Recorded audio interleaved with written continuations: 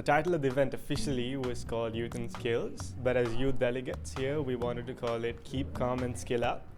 We focused on the role of skills development in terms of youth. We came up with the idea of hosting this event, the role of youth skills in development. Sri Lanka is proposing a resolution on this together with the G77 group, so we thought it might be a great idea to invite some panelists and to discuss the different point of views.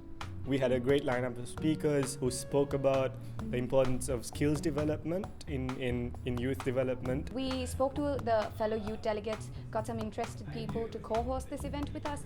We got on board the youth delegates from Netherlands and from Georgia to co-host this event. So we started out with a little team, and we also had our mentor, who's the third secretary at the Sri Lankan mission, Jaithma, to mentor us to host this event. I live in the Netherlands, and a lot of young people, which I spoke to in the past years, they see that there is a mismatch between education, the universities they go to, and the working field. So they don't have enough decent jobs. So through talking about youth skills development and by connecting the education system better with the working field, I think that's of great importance of young people. All the speakers spoke about the importance of youth skills in development. And then all the members of the audience also engaged with them and spoke about the importance of skills. On the panel was our PR, His Excellency, the Ambassador, Dr. Palitha Kohana. So he definitely supports all youth endeavors, and he definitely supports every activity that we have been a part of. So it was important that he was there to represent Sri Lanka in it per se. We live in a world where unemployment is rampant, not only in developing countries. It is a problem in developing countries, but it is now an increasing problem in developed countries. One of the reasons for the unemployment problem is the fact that we produce millions of youth from our education systems, more in some cases than in others, who simply cannot meet the needs of the employment market. Then we had Daniela Bass, who is the director of UN DESA. And it was important to get an input from a UN body in terms of skills development. So that was Daniela's role today.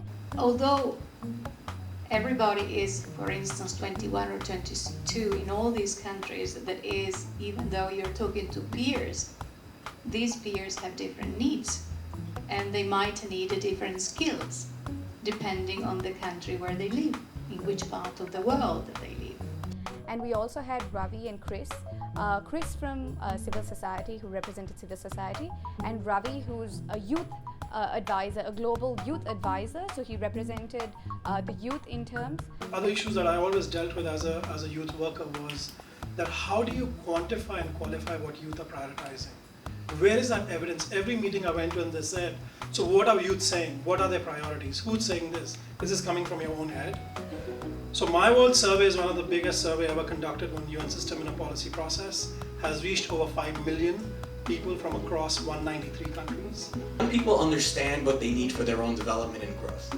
That we've seen clearly, whether it was at whatever policy conference any of you have attended, whether it was the World Conference on Youth that just happened in Sri Lanka, or whether it was youth delegates active in Third Committee or other policy negotiations. Many issues have been raised already. The current unemployment situation of young people, 74.5 million are estimated to be unemployed at the moment. Many others are neither in employment nor in education or training, the so-called needs.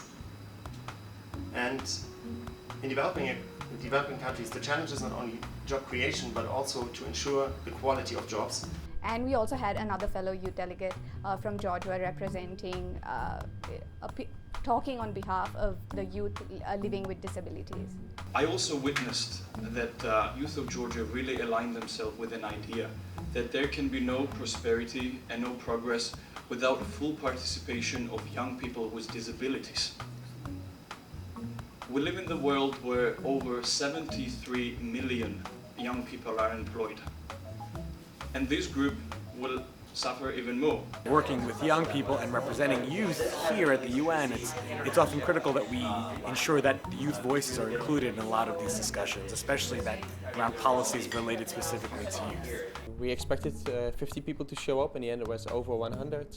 The panelists gave their statements, and also the Twitter session where people could tweet. It was not only people tweeting from this room, but we also had people interacting from Amsterdam to Botswana, from India to Colombo. So it was absolutely amazing that you can see that in 2014 when you host the event, it doesn't stay only in this room, but it get like directly explored to the rest of the world.